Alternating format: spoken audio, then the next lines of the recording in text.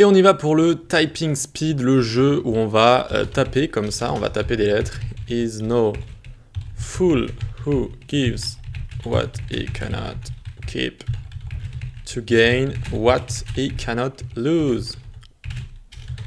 Hop, et regardez, j'ai le score qui augmente ici, j'ai une nouvelle phrase qui apparaît. Independence is happiness. Tac, tac, à chaque fois j'ai le score qui augmente, j'ai un timer juste ici. Et je vais devoir en fait écrire le plus de phrases possible en un temps comme ça imparti de 1 minute. Ok.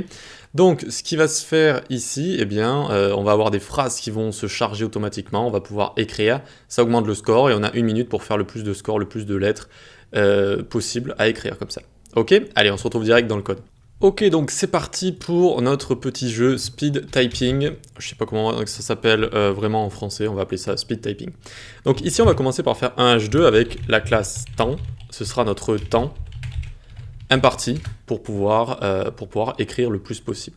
Ensuite, on se fait un H2 comme ça avec la classe score. Voilà, très bien, score. On fait une div avec la classe container.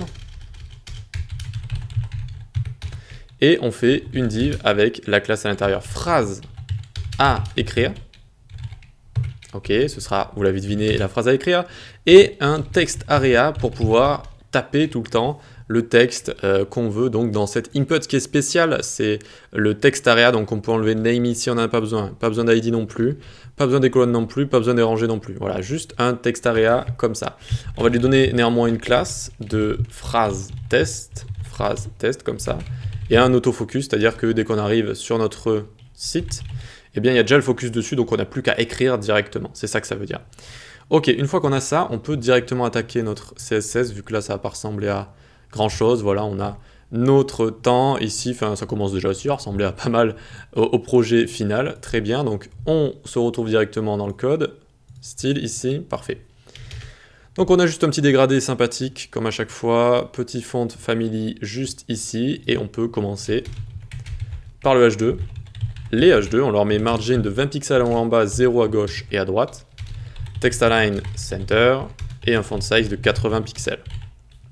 Ok, on va avoir notre container, donc notre container ici à text area et notre phrase qu'on va écrire.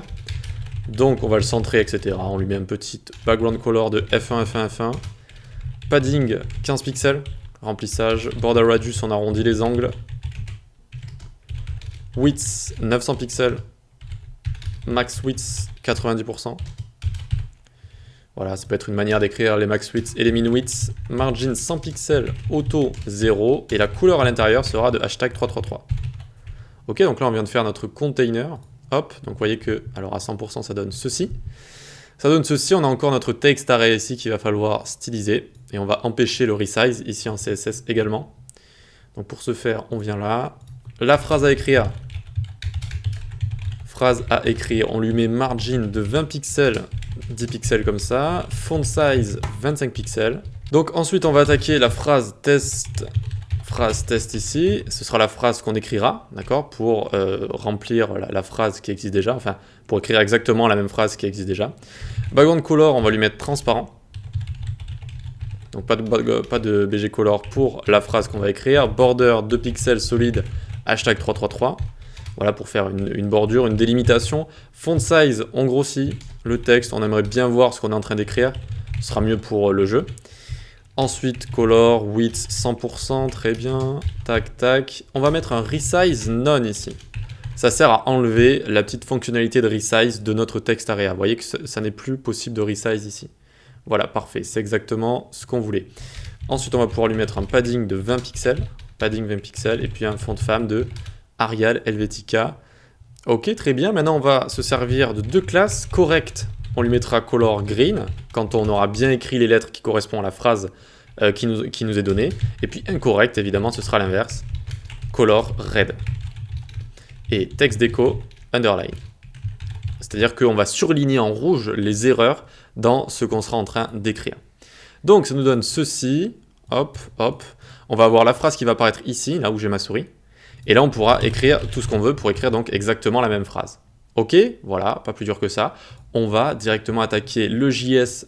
Donc on se retrouve dans la prochaine vidéo. Première étape, ce sera d'afficher la phrase à écrire. Ok, donc on ira chercher une phrase à une API qui donne des phrases comme ça au hasard, des phrases de développement personnel, et on pourra ensuite les recopier en dessous.